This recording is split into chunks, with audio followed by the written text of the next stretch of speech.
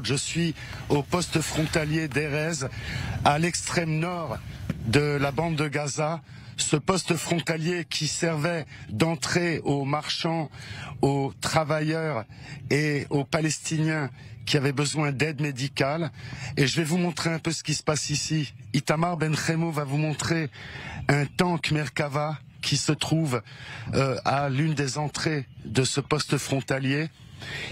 Nous avons vu des canons de type M109 qui sortent de la bande de Gaza parce que 5 brigades sont censées effectuer leur redéploiement en dehors de la bande de Gaza, en dehors du secteur nord où il y a une guerre de basse intensité. 3 brigades de réservistes, 2 brigades de conscrits qui vont retourner à leur entraînement. Et puis ici, il y a un cimetière de voitures. Ces voitures sont restées là, telles quelles, depuis le 7 octobre.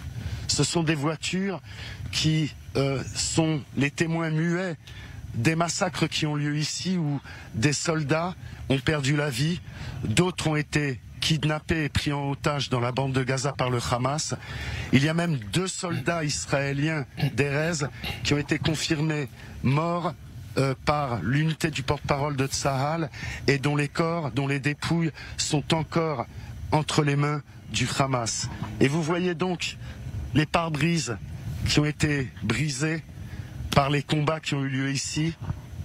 Vous avez ces menottes en plastique qui ont peut-être servi au service de secours, mais qui ont la même couleur que la campagne pour la libération des otages, les rubans jaunes.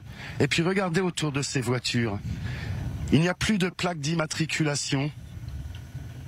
On va vous montrer ça tout de suite.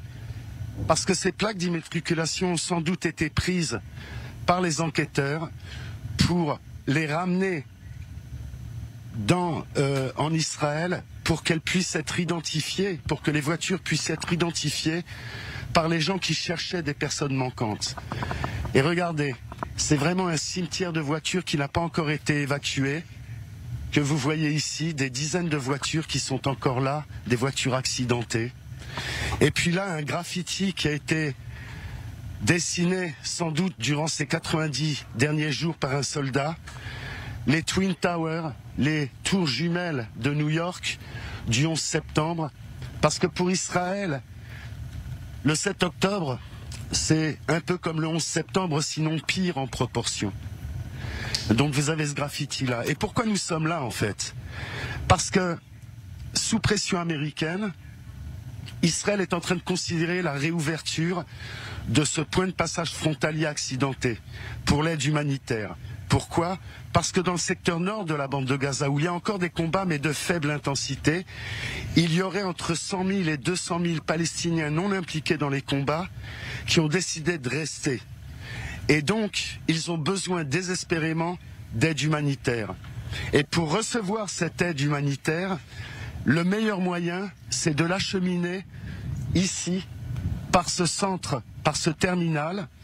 Et l'avantage d'acheminer l'aide humanitaire dans le secteur nord, c'est qu'il n'y a pas de risque que le Hamas détourne les camions humanitaires ou les pille pour accroître leur ligne de vie, ce qui veut dire aussi accroître la durée des combats.